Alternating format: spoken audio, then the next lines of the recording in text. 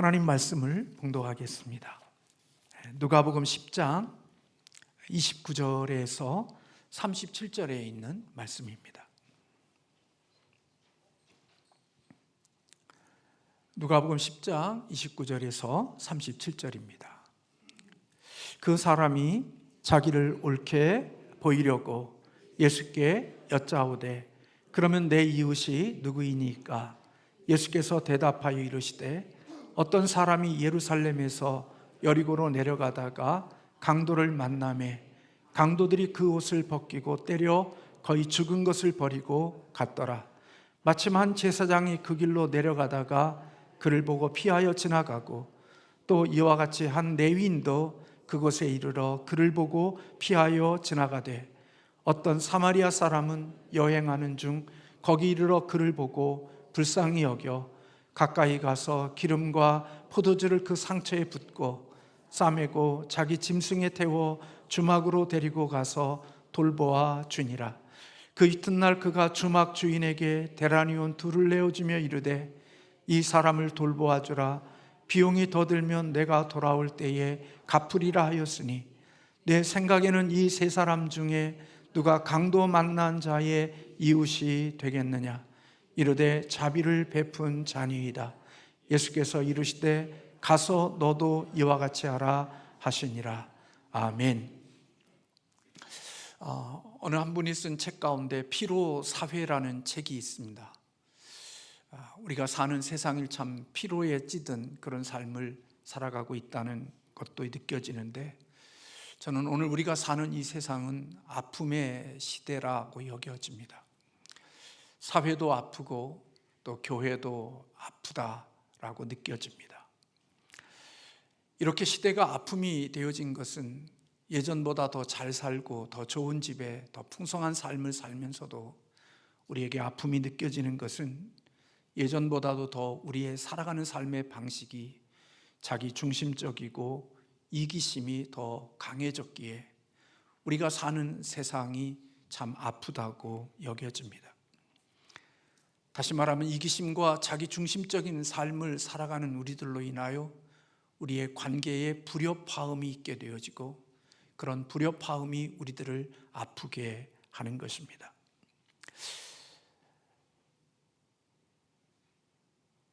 니체는 사람의 가치는 타인과의 관계 속에서 측정할 수 있다, 그렇게 말했습니다.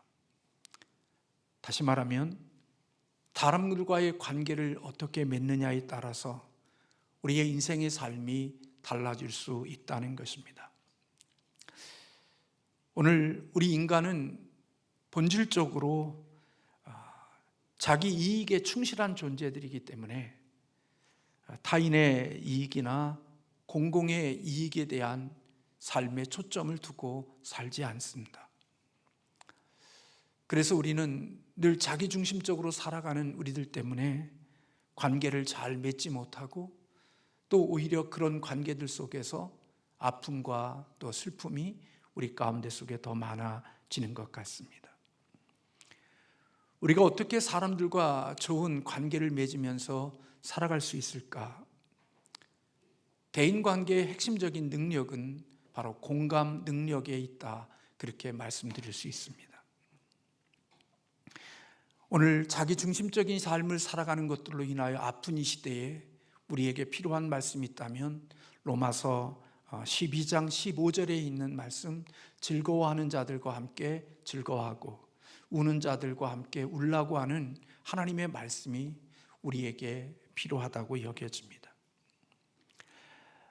립컨이라는 분은 그런 이야기를 했습니다. 인간은 서로 소통하고 공감할 때 가장 큰 행복을 느낀다, 그렇게 말했습니다.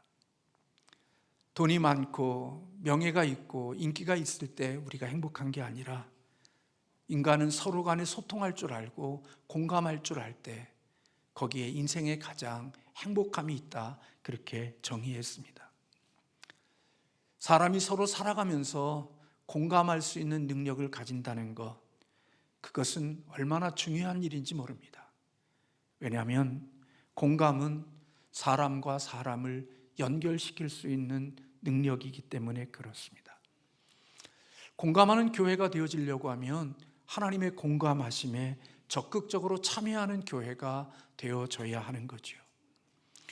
그렇다면 공감이라는 것이 무슨 의미일까요? 여러분들은 아시겠지만 공감이란 다른 사람들의 감정이나 생각을 알아채서 이해하고 존중해 주는 능력, 그것을 공감 능력이라 그렇게 말한다고 합니다.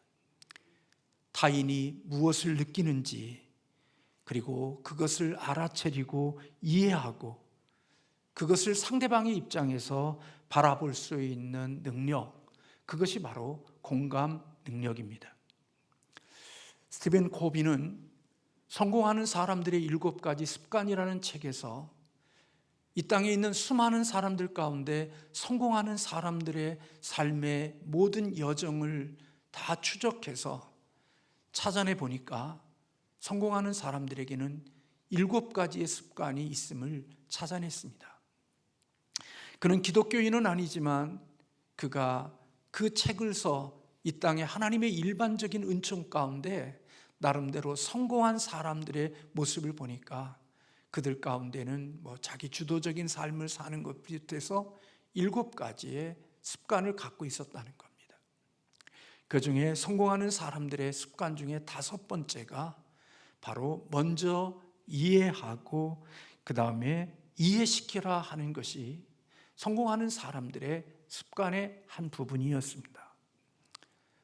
이해하고 먼저 이해하고 나를 이해시키라는 이것은 바로 공감에 대한 부분이라고 여겨집니다. 상대방의 고민에 대하여 깊이 생각하고 그를 먼저 이해하려고 하는 마음의 자세를 가진 다음에 먼저 상대방을 이해하고 그 상대방을 이해시키려고 하는 그런 자세를 가진 사람들이 성공하는 사람들이 되어졌다는 것입니다. 그래서 스티븐 코비는 그러한 상대방을 이해하는 그 부분에 대해서 공감적 경청이라는 단어를 사용했습니다. 그냥 듣는 것이 아니라 상대방의 말을 공감하며 들을 수 있는 능력을 가진 자들이 결국은 성공하는 사람들이 되어졌다는 것입니다. 많은 부모들이 저를 포함하여 자녀들을 양육할 때, 아이들을 양육할 때 늘 관심이 어디에 있느냐? 성적에 있습니다. 얼마나 좋은 점수를 가지느냐? 얼마나 높은 성적을 가지느냐에 관심이 있습니다. 남들보다 점수가 좋고 남들보다 앞서가면 그것이 마치 그 아이가 성공할 수 있는 비결이 되어지고 그것이 전부인 것처럼 여깁니다. 그러나 진정으로 사람됨을 키우는 것은 우리가 실수하고 놓치고 살아가는 부분이 있지만 그것은 바로 인성교육이라는 사실입니다. 간혹 소중하게 인식하지만 학업 성적을 키우는 것만큼, 학업 성적을 높이는 것만큼 인성교육에 대해서는 별로 노력하고 있지 않는 부분이 우리에게 있음을 보게 됩니다. 그런데 아이들이 사회생활하면서 행복한 것은 공부를 잘하기 때문에, 그가 성적이 높기 때문에 행복한 것이 아니라 그들이 행복함을 느끼는 것은 서로 간의 친구들과의 관계 속에서 공감하고 서로 더불어 함께 살아갈 수 있는 능력을 가졌을 때 아이들이 훨씬 더 행복함을 느낀다는 것입니다. 그러므로 부모가 자녀에게 키워야 될 것은 학업 성적을 높이는 것도 중요하지만 그에 걸맞게 그의 인성과 그리고 공감할 줄 아는 사람으로 키우는 것이 그 아이의 인생을 행복하게 할 수 있고 또 복되게 할 수 있는 비결이 되어진다는 것입니다. 공부를 잘하는 사람들, 그들은 성공이라는 자리에 있게 되지만 공부를 잘한 사람들은 연구소에 있을 가능성이 많습니다. 그들은 어떠한 공동체의 리더로 세워져서 사람들을 이끌고 사람들과 더불어 어떤 귀중한 목적을 이루어가는 자라기보다는 그냥 작은 공동체 안에서 연구하고 자기 일에 하는 그것이 전부이지 결국 리더의 자리가 오를 수 있는 것은 그렇게 쉽지 않은 부분이라는 것입니다. 대부분의 사람들이 리더가 되고 성공하는 사람들을 보면 그들은 공감하는 사람들, 공감력이 있는 사람들이 리더의 자리에 있게 되어진다는 거죠. 왜냐하면 공감 능력이 좋은 아이는 다른 사람의 마음을 공감해 줄 알기 때문에 그는 인간관계를 잘 맺을 줄 아는 사람이 된다는 것입니다. 그 인간관계의 원만함이 결국은 그를 리더의 자리에 세우고, 오늘 우리가 사는 이 세상은 참으로 토양이 잘못되어지고 토양이 이상한 토양에 세워져 있어서 그렇지, 마지막에 가보면 진정한 리더는 공부를 잘하는 아이들이 리더가 되기보다는 이와 같은 공감 능력이 있는 아이들이 리더의 자리에 서게 되어질 가능성이 많다는 겁니다. 타인으로부터 공감받고 행복을 느낀 아이는 다른 사람과 어울리며 지낼 때 그들의 감정과 그들의 모든 형편을 같이 공감해 줄 아는 사람이 되는 거죠. 그래서 공감력 있는 사람 곁에는 사람들이 함께하고 싶은 겁니다. 왜요? 내가 이해받고 있고 내가 귀한 존재라는 사실을 인정해주고 있고 나를 알아주는 사람이 그가 있기 때문에 그 곁에 함께 있고 싶고 그 곁에 머무르고 싶은 것입니다. 그래서 공감 능력이 있는 사람들은 항상 그 주변에 사람들이 머물게 되어지고 그를 따르게 되어지고, 그래서 결국은 그는 후에 리더의 자리에 이르게 되어질 가능성이 크다는 것입니다. 내가 사랑하는 자녀가 이 땅에 행복한 사람으로 살아가기를 원한다면 공부를 잘하는 것도 중요하지만 그가 공감할 수 있고 다른 사람들에 대하여 공감할 줄 아는 사람이 되게 하는 것, 그것이 그가 인생을 살아갈 때 나름대로 관계를 맺으며 살아가는 이 세상 속에서 보람 있고 의미 있고 행복한 그런 삶을 살아갈 수 있게 하는 중요한 비결이 되어지는 것입니다. 공부는 잘하고 머리는 좋은데 공감 능력이 없는 사람들은 홀로 왕따 당해서 살아갈 가능성이 많지만, 공부를 잘하지 못한다 할지라도 누군가를 공감하며 살아갈 줄 아는 사람들 곁에는 그래도 사람들이 모이게 되어지고, 다윗처럼 비록 도망자의 삶을 살지만 그 도망자의 삶의 곁에 많은 사람들이 몰려올 수 있고 리더가 될 수 있는 은혜가 있다는 것입니다. 오늘 교회는 아픈 자들과 공감해야 하는데 우리는 그렇게 하지 못하는 부분이 우리에게 많이 있습니다. 예수님의 성육신 사건, 하나님이 인간이 된 사건은 바로 하나님이 우리와 함께 공감해 주시기 위한 하나님의 사랑이 드러난 것입니다. 우리의 약함, 우리의 부족함, 우리의 죄성, 이런 우리와 공감해 주시기 위해서 하나님이신 그분이 인간이 되셔서 우리에게 와주신 것, 우리와 함께 마음을 같이 해주신 것, 그게 바로 우리 주님의 성육신이고 십자가의 사건인 것입니다. 이 공감은 세상이 할 수 없는 공감이고 이 세상을 넘는 초월적인 공감이라고 볼 수 있는 것입니다. 요한복음 1장 14절에 말씀이 육신이 되어 우리 가운데 거하시니 그렇게 말씀하고 있죠.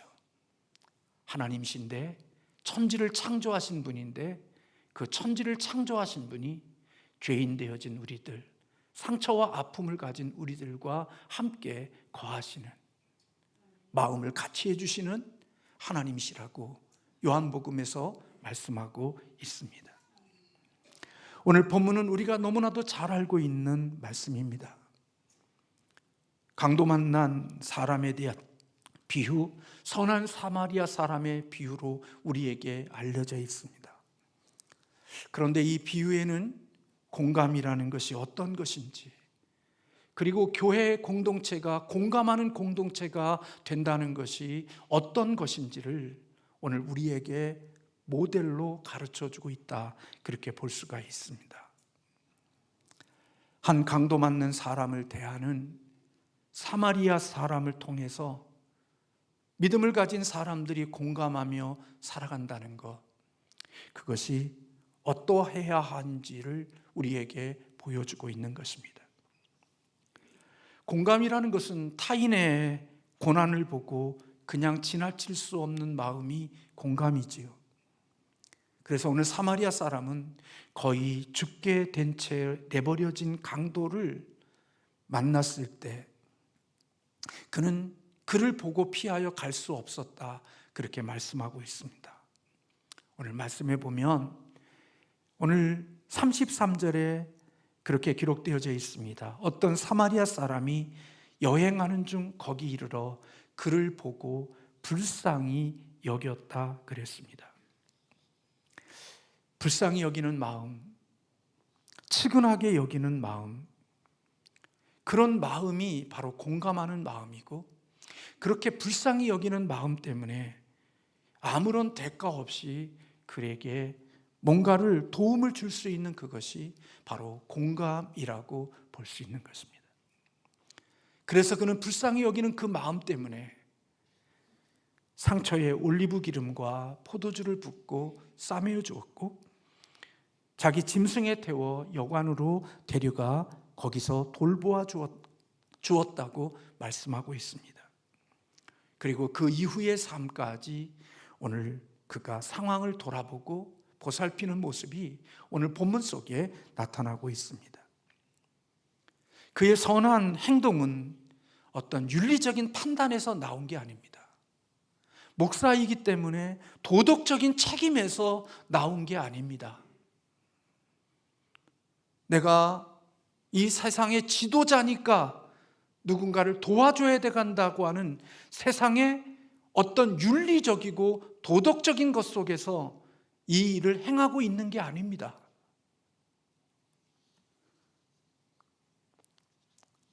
그냥 측은한 마음이 들고 불쌍한 마음이 들어서 그냥 그에게 가서 기름을 붓고, 그리고 그에게 상처를 싸매어 주고 그의 필요를 채워주는 것, 그게 바로 사마리아 사람이 행한 일이었습니다.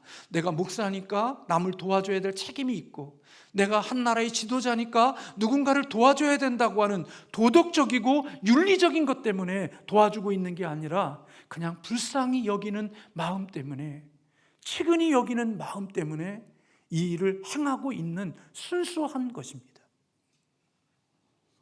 대가를 바라거나 보상을 바라거나 그렇게 행함으로 내가 사람들로부터 명성을 얻거나 인기를 얻으려는 마음 속에서 행하고 있는 일이 아니라는 것입니다.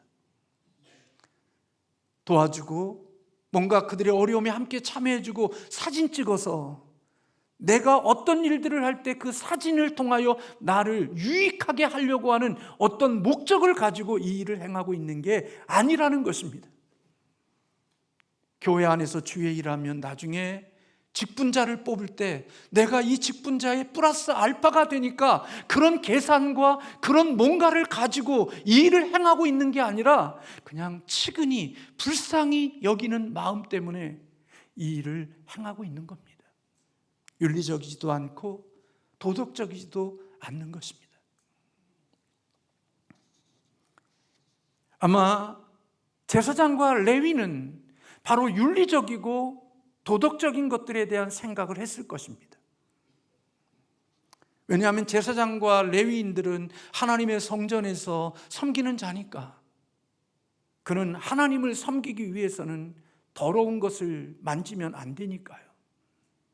강도 만난 자의 피 흘림 속에 그 피를 만지면 자신이 더러운 존재가 되어 그가 하나님을 예배할 때 더러움을 가진 자로 예배를 할 수가 없고 성전에서 섬길 수 없으니까 그는 율법적으로 오늘 이 강도 만나 피 흘리는 자를 만져서는 안 된다는 도덕적이고 윤리적이고 율법적인 판단이 제사장과 레위인에게 있었을 것입니다.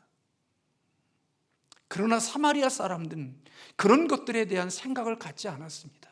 그냥 강도 만나 피 흘려 죽게 되어진 그 사람 자체가 불쌍히 여기는 마음이 있었고, 그 불쌍히 여기는 마음 때문에 그가 상처에 기름을 부르고 그 상처를 싸매어 주고 그의 필요를 채워주었던 것입니다.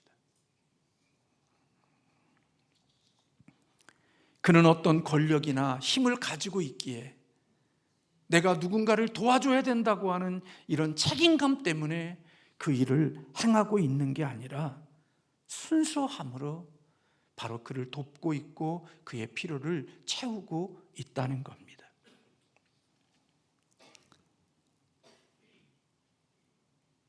그러므로 여러분, 이 사람은 이것 때문에 자기 자신이 뭔가 자랑하거나 이것 때문에 자신이 공로나 자신의 업적으로 자기 스스로 생각할 필요가 없었던 겁니다.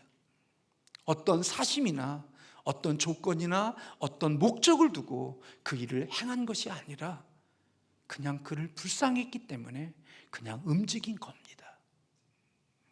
그렇기 때문에 이 사람은 사진 찍을 필요도 없었습니다. 증거를 남길 필요도 없었습니다. 흔적을 남길 필요도 없었습니다. 그냥 그를 위해서 행해 준 겁니다. 그런데 이 비유에서 우리에게 시선을 끄는 또 하나의 중요한 대목이 있습니다. 그것은 자기 자신의 모든 것을 내버리고 강도 만난 자만을 돕지 않았다는 겁니다. 그는 자신의 길을 가고 자신의 행할 일들을 행하면서 이 강도 만난 자를 돕고 있다는 거예요. 이 사람이 돌보아 달라고 여관 주인에게 부탁을 했고 더 들면 내가 돌아와서 그 경비를 대겠다고 말하고 있는 거예요.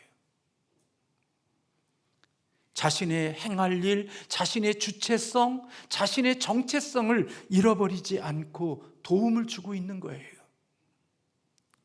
우리 이 땅에 살아가는 우리 인간들이 누군가가 도와주려고 하면 당신은 없고 나를 위해서 당신을 희생하라고 말합니다. 끊임없이 나를 위해서 당신을 부숴버리라고 말합니다. 당신의 존재와 당신의 흔적은 없어지고 오직 나를 위해서만 존재해달라고 세상은 말합니다. 근데 여러분, 공감은 그런 게 아님을 오늘 이 사람을 통하여서 우리에게 보여주는 것입니다. 불쌍히 여기며 그를 돕지만 그러나 내가 가야 할 길, 내가 해야 할 일을 하면서 그를 돕고 있는 이 사마리아 사람을 볼 수 있는 거지요. 자신의 삶을 계속해서 살아가면서 누군가를 돕고 있는 겁니다. 그러므로 여러분들이 세상을 살면서 나를 공감해주고 나를 위해서 존재해달라고 하면서 당신은 무조건 희생하고 당신은 무조건 당신의 존재가 없어져야 된다고 생각하며 나를 위해서 해달라고 하는 것은 그건 공감이 아닙니다. 만약에 그런 것을 요구하고 있다면 그것은 서로를 번아웃하게 아웃시키는 것입니다. 서로를 탈진하게 하고 서로를 지치게 하고 서로를 살아갈 수 없도록 만드는 것입니다. 오늘 이 사람은 그를 도왔지만 자신이 가야 할 길, 자신이 해야 할 일을 하면서 오늘 이 어려움에 있는 이 강도 만난 자를 돕고 있다는 것입니다. 예수님이 인간이 되셨지만, 온전한 인간이셨지만 그러나 그분의 하나님의 온전하심을 버리지 않으셨습니다. 예수님은 온전한 사람이었지만 그분 또한 역시 온전한 하나님이셨습니다. 하나님이며 온전한 인간이신 분이 바로 예수님이셨습니다.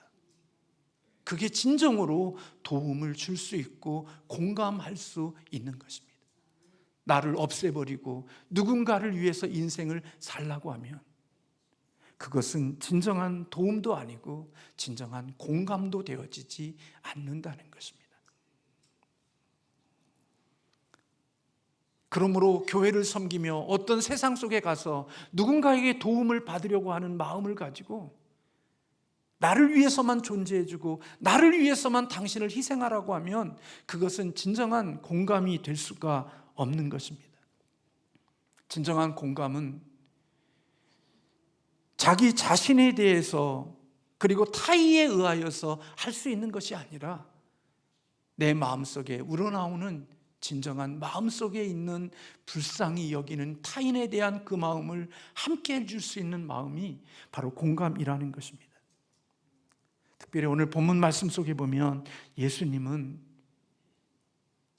주님을 찾아와서 질문했던 그 율법에서 무엇을 하여야 영생을 얻을 수 있습니까? 라는 이 질문을 가지고 온 이 율법사에게 예수님이 율법에 무엇이라고 기록되어져 있느냐고 물었습니다. 그때 마음을 다하고 목숨을 다하고 힘을 다하여 뜻을 다하여 주 너희 하나님을 사랑하고 또한 내 이웃을 내 자신과 같이 사랑하라 하셨나이다. 그때 예수님께서 맞다, 하나님 사랑과 이웃 사랑이 하나님이 우리에게 주시는 율법의 가장 귀한 것이라고 설명해 주시면서 가서 이를 행하라, 그러면 너는 살 것이다 라고 이야기했습니다. 그때 이 율법사가 자기를 옳게 보이려고 예수님에게 그렇게 대답합니다. 묻습니다. 29절에 예수께 여짜오되 그러면 내 이웃이 누구리이까? 여러분, 저나 여러분이나 늘 던지는 질문은 바로 이 율법 교사의 질문입니다. 누가 내 이웃입니까? 여러분, 누가 내 이웃입니까? 나를 위해서 존재하는 사람들이 내 이웃 아닙니까? 여러분이 이웃이라고 생각하는 사람이 누굽니까? 나에게 도움을 주고 나에게 힘을 주고 나에게 에너지를 줄 수 있는 사람, 그 사람이 나의 이웃이라고 생각하고 살지 않습니까? 그래서 우리가 만나는 사람들은 늘 나에게 힘을 주고 나에게 도움을 주고 나에게 뭔가를 제공해 줄 수 있는 사람을 내 곁에 두려고 하고 그런 사람들을 찾아다니지 않습니까? 그리고 그런 사람들을 내 곁에 있게 하고 싶지 않습니까? 그게 우리의 모습입니다. 누가 내 이웃입니까? 누가 나를 사랑해 주고 누가 나를 위해서 내 필요를 채워주고 누가 나를 살릴 수 있는 역할을 해줄 수 있고 낙심하고 절망할 때 나를 일으켜 줄 수 있는 자, 그 이웃이 누굽니까? 그 질문을 하고 있는 겁니다. 그런데 예수님의 대답은 누가 내 이웃이냐라고 하는 질문이 아니라 강도 만난 자의 입장에서 누가 그의 이웃이냐고 말씀하고 있는 겁니다. 오늘 본문에 그렇게 이야기하잖아요. 강도 만난 사람에게 누가 이웃이 되겠느냐? 36절에 이 세 사람 중에 누가 강도 만난 자의 이웃이냐? 내 입장에서 이웃을 찾는 게 아니라 강도 만난 자의 입장에서 누가 그의 이웃이냐고 예수님은 묻고 계시는 거예요. 목사가 신방 가면 도서비 주고 목사가 어디 가면 맛있는 곳에 가서 밥 사주고 그런 곳에 나의 도움이 없이도 충분히 이 세상 행복하게 살아가는 사람만을 찾아다니면서 신방하고 주의 일이라는 이름으로 다가가는 것이라면 과연 나는 내 입장에서 이웃을 찾고 있는 거지요.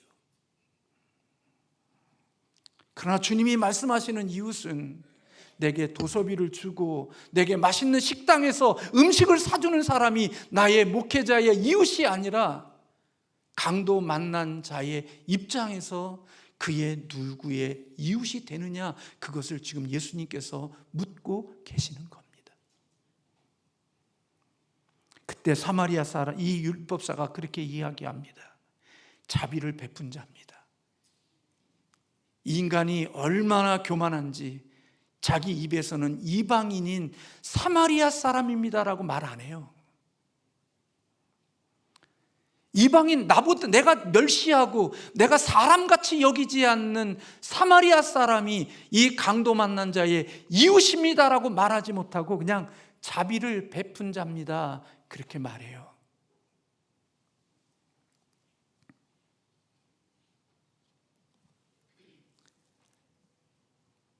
내 이웃은 나의 유익을 위해서 존재하는 사람이 나의 이웃이죠.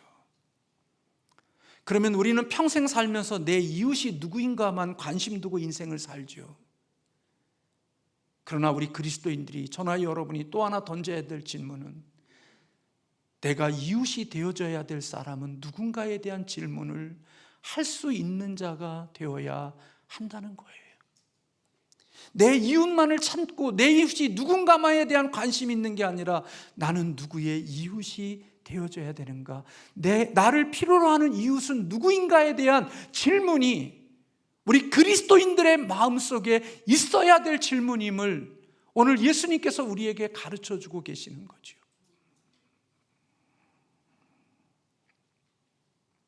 고난받는 사람을 단순히 돕는 행위는 공감 없이도 되어지지만, 공감 없는 도움은 상대방을 비참하게 하고 상대방을 초라하게 만들 수 있습니다. 공감이 없는 물질, 공감이 없는 그 어떤 행위는 그것을 받는 사람으로 하여금 더 비참하고 더 초라함을 느낄 수밖에 없고 확 던져버리고 싶을 때들이 있죠. 왜요? 그 도움이 자기를 생색내고 자기를 우쭐거리고 자기가 더 대단한 존재인 것처럼 위에서 아래로 그냥 던져주는 것 같은 그런 모습이기 때문에 어쩔 수 없이 그걸 받지만 마음의 비참함과 초라함이 더 커지는 거죠. 그런데 내 마음을 이해하고 나를 똑같이 공감하며 내 아픔에 함께 해주는 사람이 있다면 그는 그로 인하여 살아나고 일어서고 다시 회복이 되는 하나님의 은혜를 경험하는 거지요.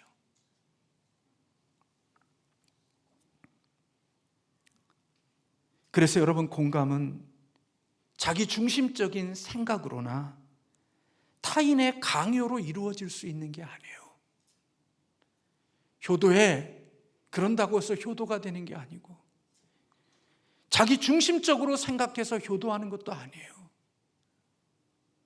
공감은요, 타인의 고난을 깊이 내가 같은 마음을 느끼고 그 고난과 아픔에 내가 함께 참여하고 거기에 헌신하는 자가 되어질 때 진정한 공감이 이루어진다는 겁니다. 제가 이 말씀을 준비하면서 책을 읽다 보니까 남자든 여자든 공감하는 능력이 부족한 사람에게 나타나는 특징이 있대요. 공통점이 있대요. 그게 뭔 줄 아세요? 궁금하시죠? 궁금하면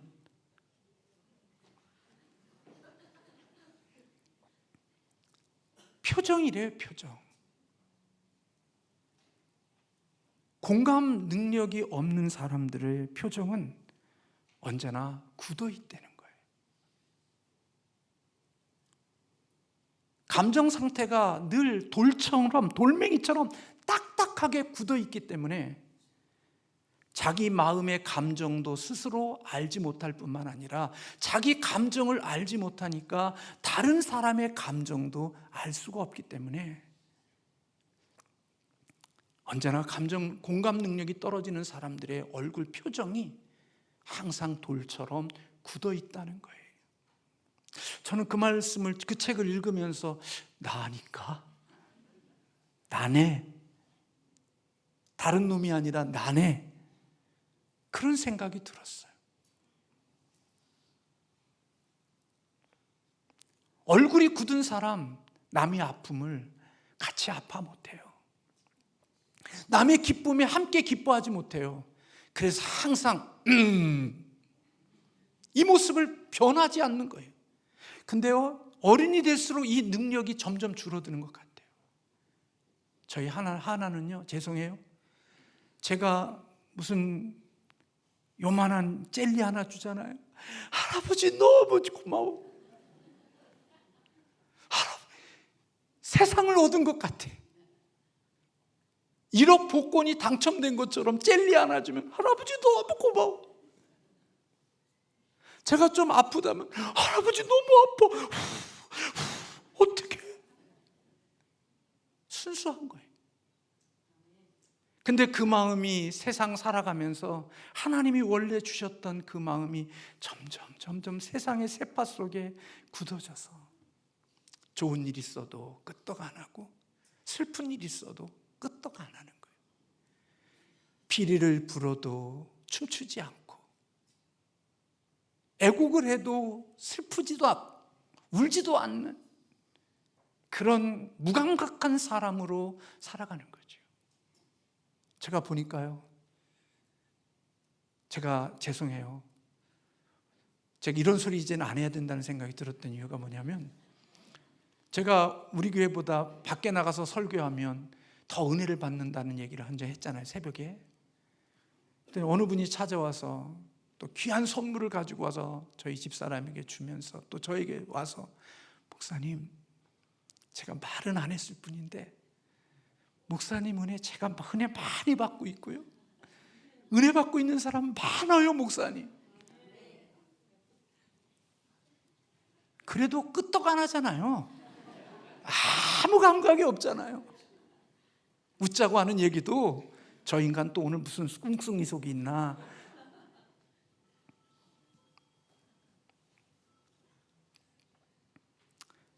죽은 교회는요, 참 그게 아프더라고요. 죽은 교회는 애도할 줄 모른대요. 울음이 없고 기쁨이 없는 교회는 죽은 교회래요. 죽은 사람이 무슨 감정이 있고 무슨 감각이 있겠어요.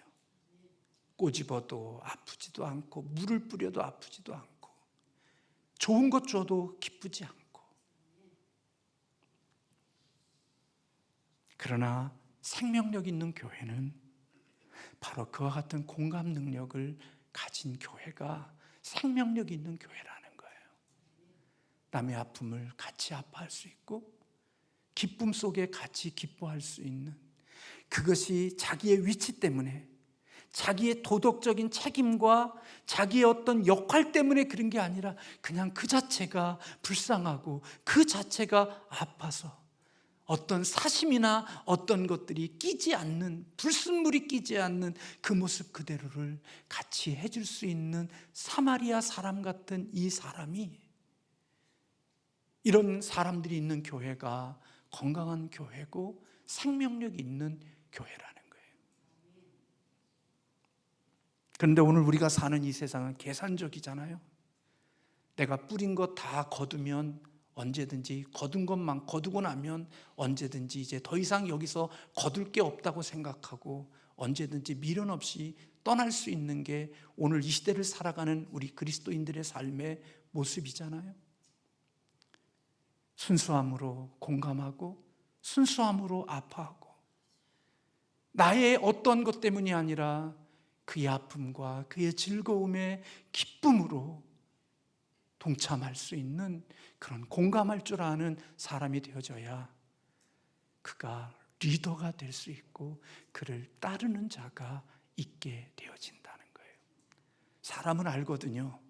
저 사람이 계산적으로 나에게 해주는지, 그것 없이 진짜 나를 위해서 해주는지 알거든요. 그래서 따르지 않는 거예요. 근데 그렇지 않다는 사실을 알게 되어지고, 진짜 저 사람이 나의 아픔을 아파하는구나, 내가 즐거워하는 것을 진짜 즐거워하는구나, 그래서 나의 아픔에 동참하고 나의 기쁨에 함께 동참해주는 그 사람을 알게 되어지게 되면, 신뢰가 되면 그 다음부터는 그를 따르는 자가 될 수 있고 함께 할 수 있는 자가 되는 거지요. 그런 사람들이 점점씩 많아지다 보니까 그가 리더의 자리에 쓸 수 있는 자가 되는 거지요. 근데 계산하고 살아가는 사람들에게는 결코 리더의 자리에 세워질 수가 없죠. 그냥 내가 수고한 거 그거 먹고 사는 게 전부지, 내 삶에 누군가의 영향력을 끼칠 수 있는 능력자로 이 땅을 살아갈 수가 없는 겁니다. 사랑하는 성도 여러분, 하나님은 우리 교회가 그런 공감하는 공동체가 되기를 우리 주님이 간절히 소원하는 줄로 믿습니다. 죽어서 천국에 가서 공감하는 그런 사람들이 아니라 이 땅에 살면서도 하나님 나라를 살아가는, 서로의 아픔을 공감할 줄 알고 우는 자와 함께 울고 즐거워하는 자와 함께 사심 없이 즐거워해 줄 수 있는 그런 사람들, 하나님은 그런 교회를 하나님이 이 땅에 기대하고 바라신다는 겁니다. 저는 우리 삼양신성교회가 이런 공감하는 공동체로 세워져 가는 은혜가 있기를 주님의 이름으로 소원합니다. 목사도 그렇고 우리 모든 교회의 지도자들이, 아니면 어린 10년까지 우는 자와 함께 울고 즐거워하는 자와 함께 기쁨으로 즐거워할 수 있는, 그래서 우리에게 선한 영향력이 있는 하나님의 사람들이 되어서 여러분들이 단체의 어느 한 곳에 들어가도 여러분을 따르고 여러분들을 좋아하고 저와 여러분들을 마음속에 함께 좋아할 수 있는 그런 멋진 그리스도인으로 살아갈 수 있는 은혜가 있기를 주님의 이름으로 축원합니다. 기도하겠습니다.